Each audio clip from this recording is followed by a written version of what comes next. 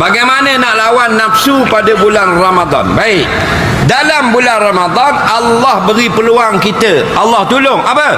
Allah tolong ikat syaitan-syaitan. Nampak? Futihat abwabul jannah wa ghulliqat abwabun nar wa sufidati syayatin. Allah buka pintu-pintu syurga, Allah kunci pintu neraka. Mana aku tak mau bagi mu buat maksiat. Faham? Dan Allah tolong ikat rantai syaitan. Persoalannya, dah kalau syaitan kena ikat, kenapa kita masih buat jahat? Betul tak? Jadi persoalan jawabnya malam ini. Lagu mana? Yang buat jahat ada dua. Tang. Yang pertama syaitan, yang kedua nafsu. So manusia ada 4. Tapi 2 ni paling hebat. Apa dia 4? Yang pertama dunia.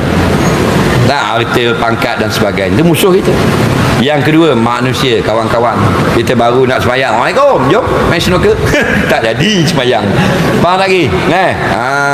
Nampak?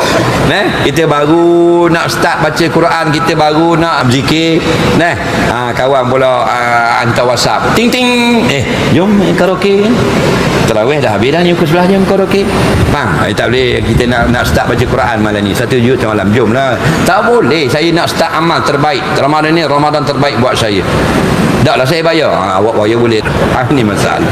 2 lagi syaitan dan nafsu. Dengar baik-baik. Dunia, manusia, syaitan, nafsu. Syaitan dan nafsu ni paling kuat. 2 ni tak kuat ni. Syaitan dan nafsu. Tapi syaitan dengan nafsu siapa paling hebat musuh kita? Nafsu. Pasal apa? Syaitan kalau kita berzikir dia lari. Kita kata a'udzubillah lari. Kita takbir lari. Kita azan lari. Idza azzanal muadzinu fa adbara syaitan. Bila tu Bilal melaungkan azan, larilah syaitan. Habis azan summa akbalat, datang lagi bila habis azan. Wa idza uqimat fa adbara, bila diqamat lari lagi. Nafsu azan lari tak lari pasal tinggi kita dah. Dalaman kita mata bok. Ni body luar je tong CPU. Bang, dalam. Azan tak lari, auzubillah tak lari kita dah. Dia paling bahaya. Jadi musuh kita ialah 2, syaitan dan nafsu. Bulan Ramadan Allah bantu kita. Satu musuh Allah tolong ikat. Nafsu lagi, satu lagi musuh kita iaitu nafsu, kamu tolong ikat pula. Tu maksud dia. Ikat dengan mana? Dengan ibadat puasa.